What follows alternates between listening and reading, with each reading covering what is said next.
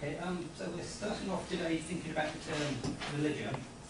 So I've called the first workshop Studying Religion and Interreligious Studies after Religion, as in how can you study religion and do interreligious studies if there is no such thing, or potentially no such thing, as religion. So we'll start with a few preliminary discussions around this. Most importantly, what we need to discuss are tomatoes. And I thought a few others. And you've got a tomato to look at, which will help. Some visual aids. Can you catch? Do you have to extend this? Keep it if you want to. I was expecting more people, so I've got a big bowl of tomato soup tonight. Right. So what have I just given you? What is it? It's a fruit. Egg. It's a vegetable. It's a fruit, it's a vegetable. It's a tomato, you believe me. It's a tomato, you believe me. Yeah. Okay. Now you may wonder what tomatoes have got to do with religion. It's very simple. And this I have to say is thanks to Russell McCutcheon, who gave us this example. And if this works. As it goes back to a US Supreme Court decision in 1893, Nix versus Hedges. And in this, a legal proceeding was brought before the American courts by an importer of tomatoes to try and recover tax duties. Because he brought them into the country, he'd been charged for this. The action was first brought in 1887, went all the way up to the US Supreme Court to determine whether he should get his money back. Now, the debate was basically around the Tariff Act of 1883, Schedule G, which determined that there was no tax on imported fruit, but there was a tax on imported vegetables. So, obviously, he'd been taxed for bringing vegetables into the country, hence he wanted his tax back, because his claim was that tomato was a fruit. And as Imran has told us, this may be a fruit, or it may be a vegetable. So, what decision does the court come to? Well, it looked at the evidence, and botanically speaking, so scientifically, I said they found out it's declared to be a fruit, like cucumbers, beans, squashes and peas. All these sorts of things we naturally think of as fruits. However, this I said was what the defence sort of claimed. Prosecution noted that common use was a vegetable. We use it as a vegetable, we think about it as a vegetable. When you go into the supermarket, you expect to find tomatoes with the vegetables. So, what's the court decide? What do you think? Legally, is this a fruit or a vegetable? Okay, you've got Vegetable. vegetable. Okay, why do you think a vegetable? Common use. Common usage? Yes. Yes, that is what the law went with, it's common usage. So, as the court decided based on the defendant, it is determined to be a vegetable.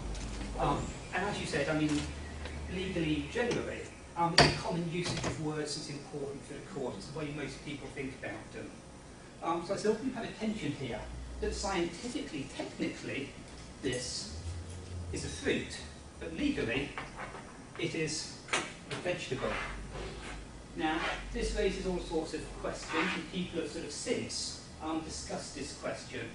OxfordDictionaries.com I said tells us it's about the differences in use between scientists and cooks, different ways of thinking about it. Apparently the scientific definition is a fruit that is developed in the ovary at the base of the flower and contains seeds. Another common quote, you may have heard this one: knowledge is knowing that a tomato is a fruit, wisdom is not putting it in a fruit salad. So I said even if we know what it is, there's a question about what we do with this. And a couple of issues coming out of this. First of all, I said who gets to decide on the definitions, and if you like, for what purpose? So who do you want to follow here? The scientists, the legal people, the fruit importers, the tax collectors, all of them, if you like, have got an interest in what this is. I said certain sort of interest will be served by the definition that we give. So, what are all this going to tell us about religion? Now, obviously tomatoes aren't religions, also you could worship tomatoes if you wanted to, I suppose, but most people don't. But I said one thing we discover, you get different layers of definitions around any term. So I said there's a legal or sort of, if you like, a political layer to any sort of decision. And of course, with tomatoes or religions, it's often sort of governments or courts who get to decide what a religion is. Perhaps I said one case in Germany, there's been huge disputes as whether Scientology is a religion or not. And for some time it was banned in Germany. It's now been declared to be a religion, so it can have its own church. It's a church of Scientology in Germany. And of course, with this, they get tax exemption as well, which is common in most jurisdictions for religion. You get tax exemption. So being a religion, legally and politically, is useful. There's the scientific definition we've got for tomatoes, which I said we might also think about kind of academic sort of definitions. So again, academics sort of come in and debate, well, what is a religion, what isn't a religion? And things like sort of Confucianism often sort of fall into this sort of camp. So is Confucianism a religion? Is it a philosophy? Is it a humanism? Is it a political sort of doctrine? All of these different things come in. I think there's a common usage, everyday speech, and of course, sort of commonly, people sort of use religion all the time to talk about all sorts of things. And again, what does this tell us? There's also what I put down here sort of employment, which I put down sort of culinary importer, sort of practitioner. So what do people in these traditions think they are? And certainly, I'm not sure in Singapore, but in the UK, many Buddhists will insist that Buddhism is not a religion. They associate religion with things which have God, with being superstitious, and they see Buddhism as atheistic and rational. Therefore, it is not a religion. I've also been told by many Christians that Christianity is not a religion. Why not? Any thoughts? Why would Christianity not be a religion? Christianity? Not a religion. Not a religion? Well, kind of, yes. But it is divine revelation. Religions are like what people do. So all the isms, Buddhism, Hinduism, everything else is an ism, which people have made up, whereas Christianity is revelation, therefore it's different from religions. And again, I said, people within tradition will have ways to count themselves in or out of these. There's already the argument by the West that they see Christianity in a very special light, and religion means anything else except Christianity. Yes. Yeah? Yes. Also, I said that's a UK example. Again, I mean, America uses it slightly differently. Because, of course, America's got freedom of religion, and quite a lot of Americans, at least on the sort of Republican, sort of far-right side, have used this to determine that basically Islam should not be allowed in America, because they understand religion only to mean Christianity. Therefore, other things are not Christianity, therefore they aren't religions, and therefore they shouldn't have protection under sort of, the US Constitution. So yes, I mean, it works both ways, which I said partly comes down to, this thing is just where you are and sort of how that particular country uses these terms, as to what you think falls into category religion and what doesn't. Which, obviously, I said it would raise lots of sort of problems here, that what we might think is a nice, simple category religion, and you get your book on world religions and you know what's in there, but actually, depending upon sort of, different layers of tradition, or definition, and again, where you are, lots of different things will be in it, or not be in it. And again, it tells us sort of questions what we think we're defining. So I said, is it the essence of a thing? Is there an actual sort of group of things called religions out there which we can quantify and define? So are there religions like they're waiting to be discovered? Or if you like, is it simply that we conveniently sort of put them there? So our question is whether it's a fruit or vegetable. Are there any fruits and vegetables in the world, or have we just randomly sort of cut the world up into nice sort of units which we can employ? So what is the essence of a tomato?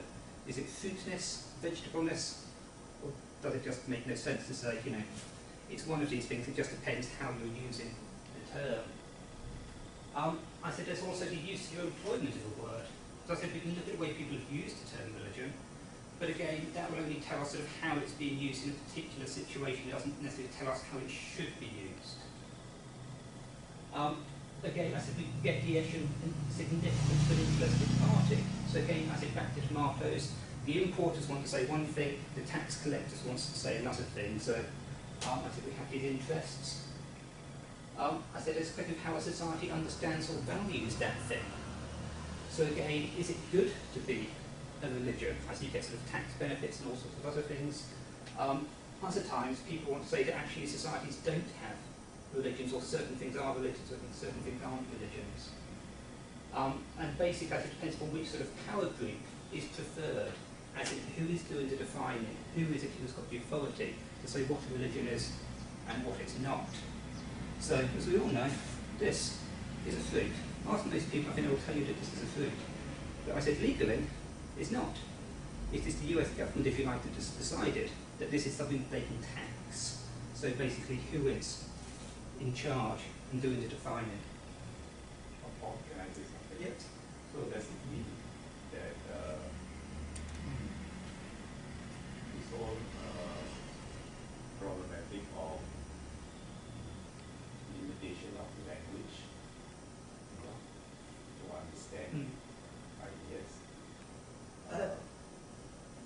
Yes. I mean, it's very much about us to limitations of language and what we think the language does. I mean, is it just a convenient way we've defined the world, or do we think about the language is telling us something important about that thing? So I said if we put Buddhism as a religion to give a bunch of other religions, do we just think that's a convenient way we've done it? Or do we think actually there's something, there is something essential, they should have to be together? So Buddhism, Christianity, Taoism, Islam, are they all one type of thing and other things something else? So yes, it is very much about the limitations of language. So coming on to language, what I'd like you all to do is write down a very brief definition of religion, 1 or 2 sentences. So take a few minutes to think, don't make it your life work, but a quick definition of religious, please. Coming in, you're just in time. I'm afraid you're going to start on tomatoes, but you're just in time to write a definition of religion.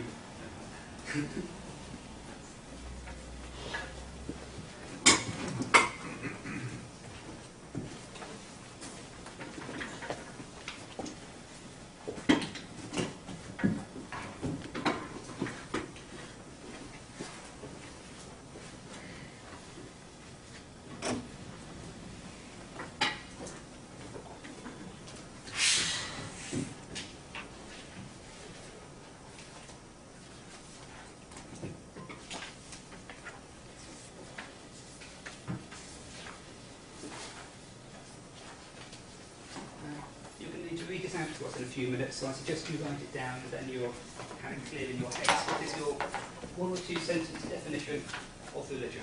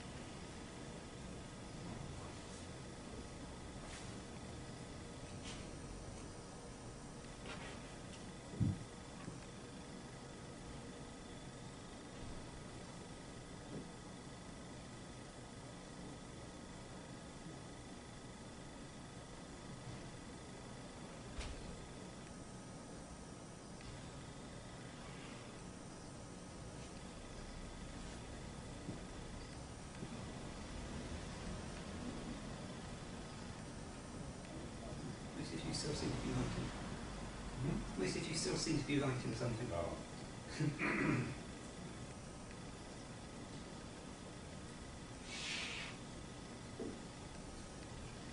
You don't have a... I've got it down. You've got it? Yeah, I've got a definition. You've got a definition in your head, right, okay.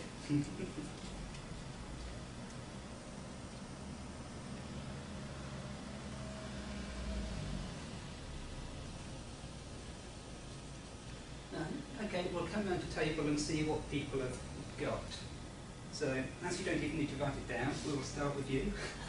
Oh, to me it is a system of belief and it involves faith, so that it's very simple. Okay, So, right. I need to explain. Notes, Okay. that's fine. So, system of belief that needs faith. Okay, Ibn?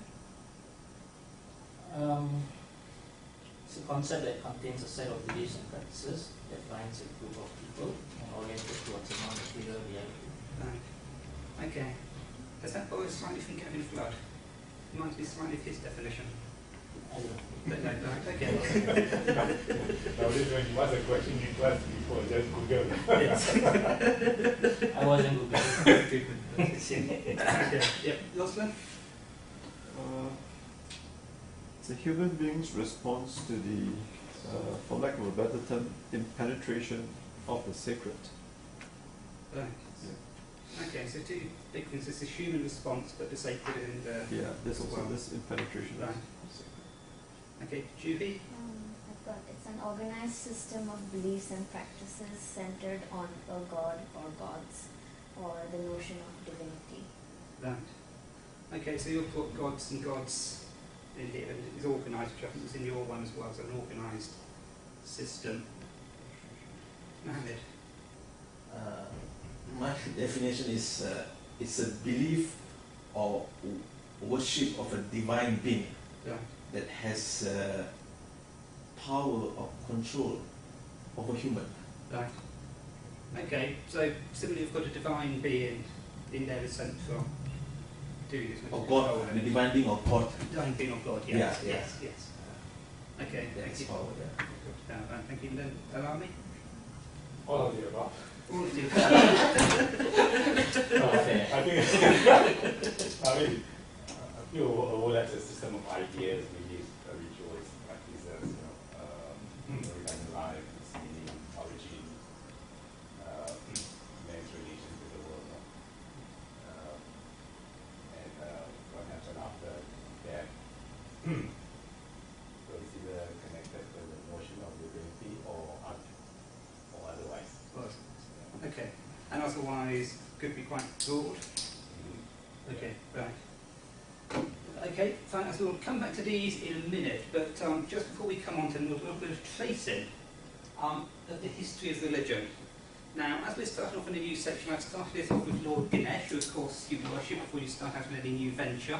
So are we happy to have a quick prayer to Lord Ganesh before we start? Anybody uncomfortable praying to Lord Ganesh? You're not? Sorry?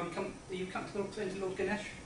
Sorry? Are you comfortable praying to Lord Ganesh? Praying to the Lord Ganesh, so you can start a new venture. Sure? Some of you don't look so sure. Praying, do you say praying? Playing. Praying. I'm Yes. not. You're not. I'm not Okay. comfortable. Why not? I don't know who Lord Ganesh is. He's the elephant-headed god. Yeah. But he's unfamiliar. He's unfamiliar. He's unfamiliar to the not. I mean to my knowledge. I mean vis-a-vis what I have in my mind is Right. is very Okay. foreign and He's foreign. unfamiliar. Yeah. Before I got to know Julius Lindner, the answer is totally no. After I got to know Lindner, Talking of answers. I got to know Lindner. The answer is not, certain no, but of course not a yes. But it's actually thinking. Okay. Yeah. Right. Yeah. Okay, but obviously Ganesh has brought in a few problems. Yeah. So instead, we have Confucius here. Now, he of course is just a great teacher. Are you all happy if we just venerate the great teacher instead? Because he's just a human being, and just say, yes, that's okay? Right? Yeah, you said pray for the first one and venerate. Yes. Okay, and those terms are deliberate, right? Yes. Pray. Yeah, venerate is fine. Venerating is fine. Yeah. Okay. Confucius. Right. Okay, I'll leave that there. We'll come back to this in due course. But I said I will just leave that there. It's got some purpose. I'm not just being completely random here. Sometimes I am, but not this time. So, although I said to the history of religion, Now, we're going to start off going back to Latin, when we have the term religio, which is where religion comes from. Now, Cicero, as it is a pre-Christian thing, the 1st century BCE, related the term religio to the root religere. This is where he says it comes from. And religere basically means to retrace or reread. It's to basically go back over tradition. So for Cicero, religio, as it is retracing the law of the ritual of one's ancestors.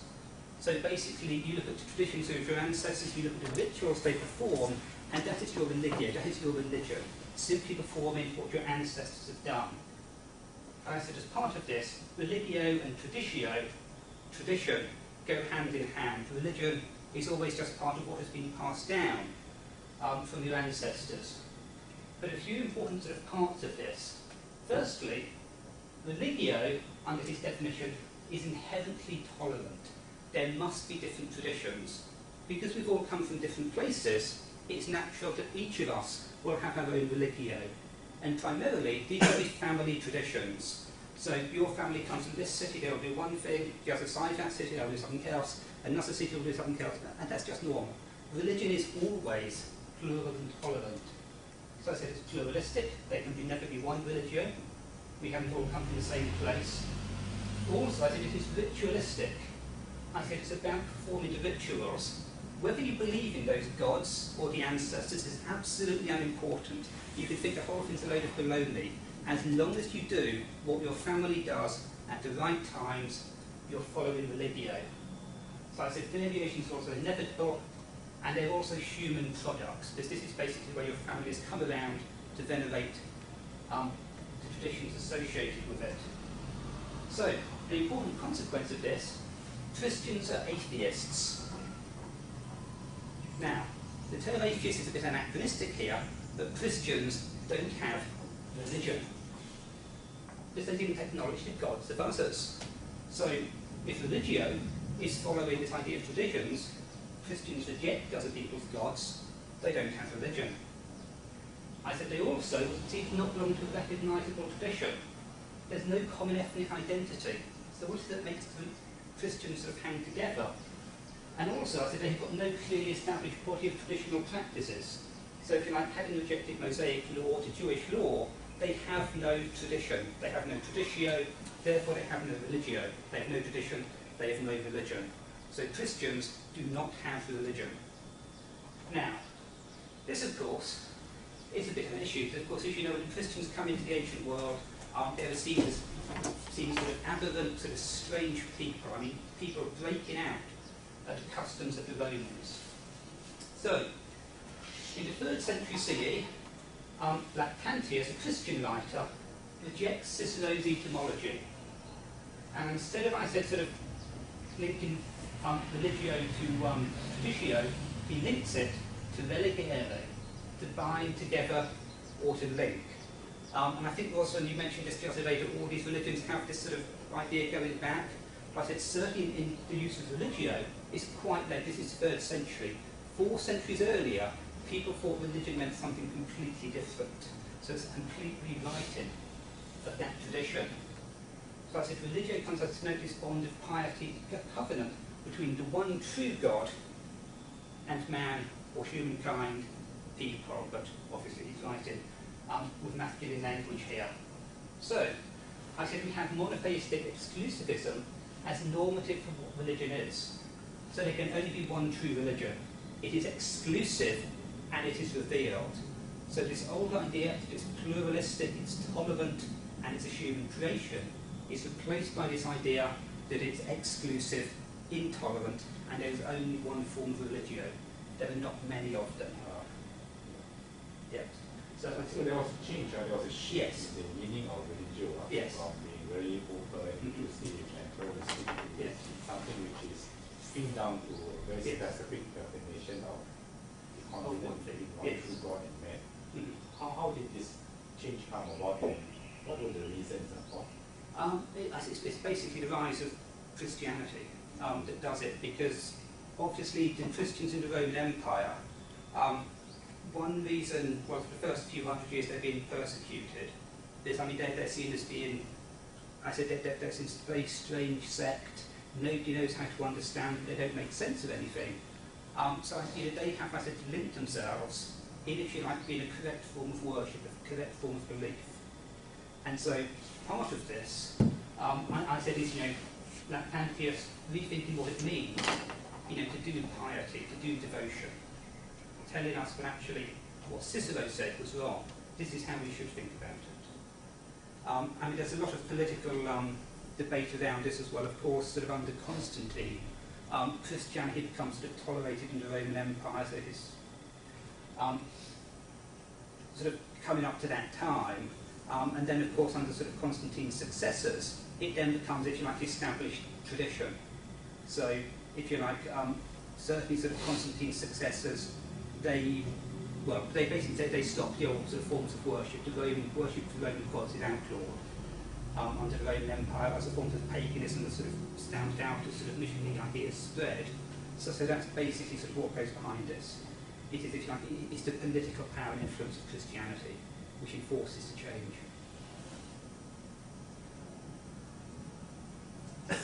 So, as long as you go back and look at your definitions of religion and think, do they look more like Cicero's definitions or like Lactantius's definitions? And of course, how do you rethink it if the other idea was dominant? So, if we get together and discuss a few ideas, where do you think your ideas of religion are coming from? Are they in accord with Cicero or Lactantius, do you think?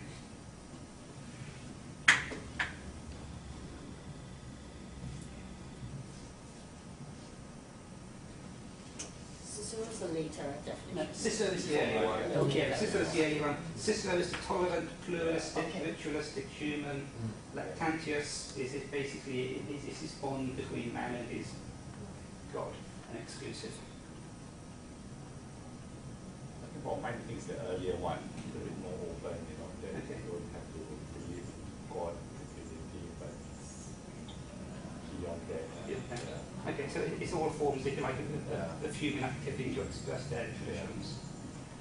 Okay? Can be a mix between both. It's possible, yes. Do you want to? Yeah, I think looking at our my definition, can be both. It can be influenced by both sociologists and Lactantius. I don't know, this Back to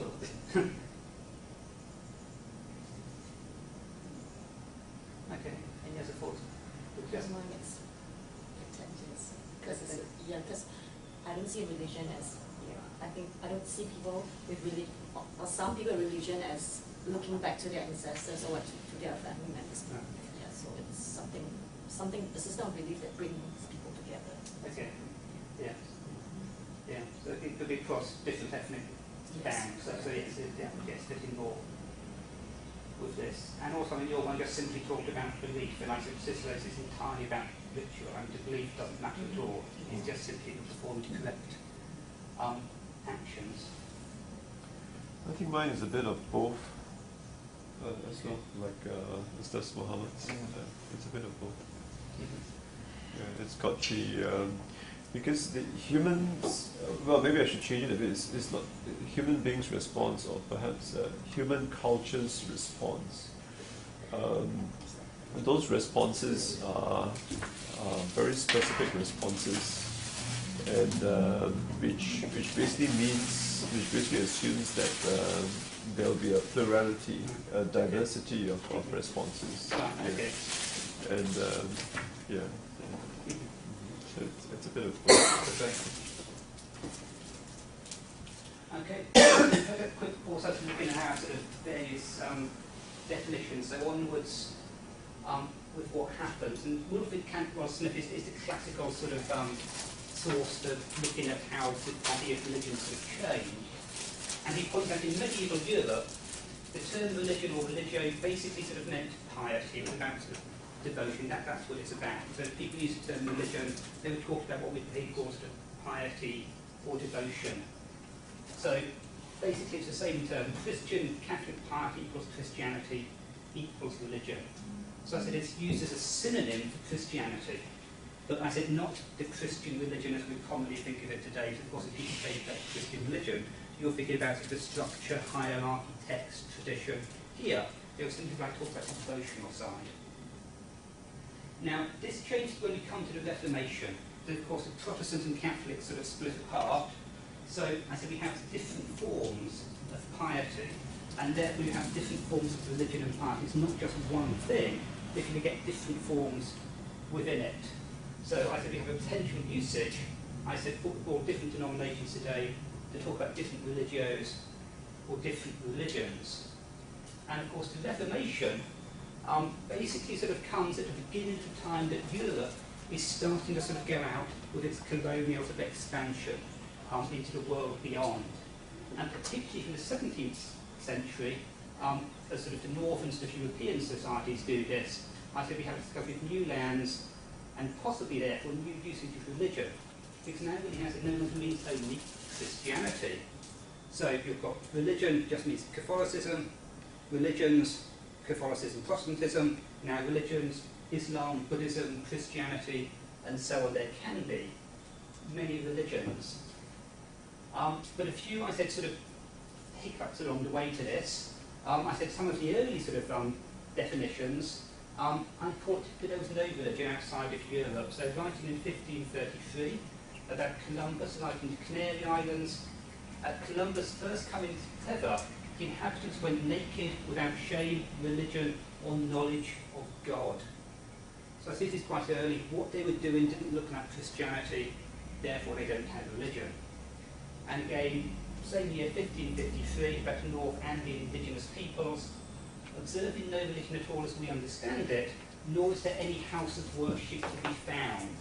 And I said this was quite important to some of these early sort of explorers. If you can't see something that looks like a church, then there can't be religion. Because how can you do devotion? How can you say mass if there's no church? Therefore these people have got no religion. So I said it's thinking about religion as essentially being piety. As things go on, however, I said this normal usage of religion and religions starts to become sort of quite dominant. And I said it's particularly underpinned by I said what becomes a dominant colonial power from the 17th century onwards. So Germany, Holland, the UK, and later the USA, where Protestant assumptions start to come into play. So the term religion was not used until after Enlightenment comes about, right? Because the West just sees, rather than using religion, they use it as community of believers or faith community or right? Mm-hmm. Well, it's there before the Enlightenment. Sorry? It's there before the Enlightenment. I mean, it depends where you date it. Because I mean, traditionally people say to like the 18th century. It's often a much longer process. But it's around about the 17th century, early 17th century, to be the first uses of religion in anything like its modern term. So if I need to sort of talk about the entire tradition, it's texts, it's institutions, it's hierarchy, it's devotion, as one big thing. So I said before that, I said religion is still sort of following this term of piety. So we don't have a term, if you like, I mean to talk about the whole of one system as one thing. Or no generic term to do this. So I said essentially like the term religion, people point out, gets invented. So I said a few hints as to why it's important. I said it's not a simple term. So I said by one definition, Christians are atheists, people without tradition, and therefore not religious. I said by another definition, Christianity becomes the norm for what religion is. So you go to North America, they may be following the traditions of their ancestors, but it's not religion, but it doesn't look like, you know, the Christian Catholic system. It doesn't look like people are saying mass, therefore they have no religion. I said certainly as Protestants come along, what's important, if you like, is faith, internal belief, and therefore religion exists in lots of different places. So, if you like, we have, I said, our own cultural assumptions about what's important. So I said, for instance, an imposed category, a human phenomena, and anthropological, as in the term itself. It's basically just, you know, the way we think about these different groups or categories of stuff. which for those of you who were here before and didn't miss the first few minutes, brings us back, of course, to tomatoes. What is it? Who decides which category it falls into? Is that a fruit or a vegetable? Fruit? You're wrong. Vegetable. You're wrong. Both. At different times in different places, yes. Legally, it's a vegetable. Scientifically, it's a fruit. But it depends what you want to do with it. But it depends who's doing the definition and where all these things sort of fit together. So, basically, as we come down to the modern definition, as it's generally used today in the academic sort of study and popular use, we get these kind of things fitting in, which I said very much it seems to come from Christian theology, I said specifically Protestant theology. So religion is a set of beliefs, I think, about Protestant sort of presuppositions, so this is kind of your one. I said again, of course, you follow Lactantius, it's primarily rituals. And again, I said in these early definitions of Catholic explorers in the 16th century, people don't have religion if they don't see ritual going on. And again, Catholics are more likely to emphasise ritual tradition, magisterium, over sort of belief. Again, I said it's private and personal. It's something, if you like, that we do ourselves rather than being institutional. And this, I said, comes down to secular sort of presuppositions. I don't go into history here, but as you probably know, Europe, around about sort of 17th, 18th century, the end of what are called the wars of religion, you get this split, where religion, if you like, is taken out of the public sphere, and if you like, you get the creation of a secular sphere as another area. I say it's also been seen as set down definitively in text, which are original sources.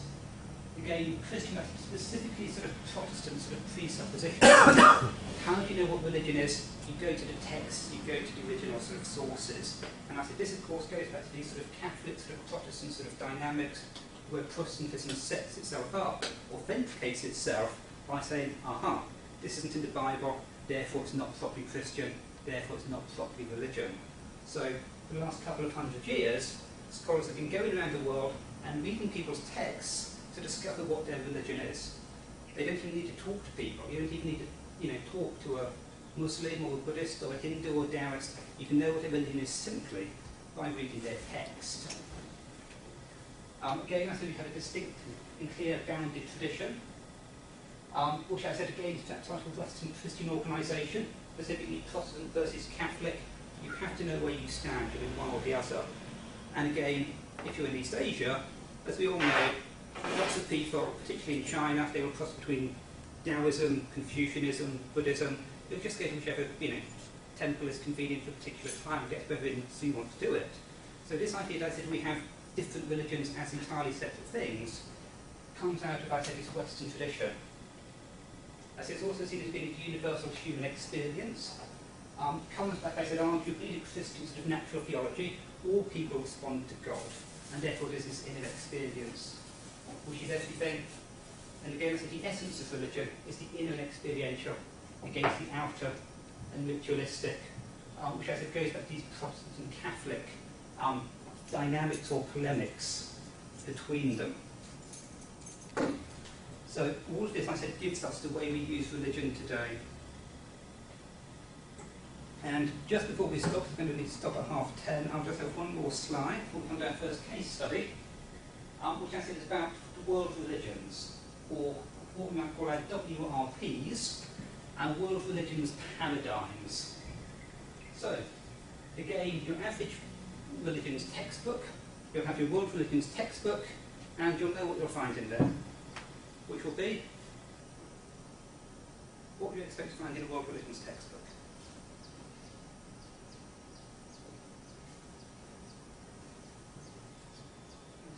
Islam, Christianity, Buddhism, Hinduism, Sikhism possibly, maybe Taoism. We have this sort of nice sort of set list of what appears in there.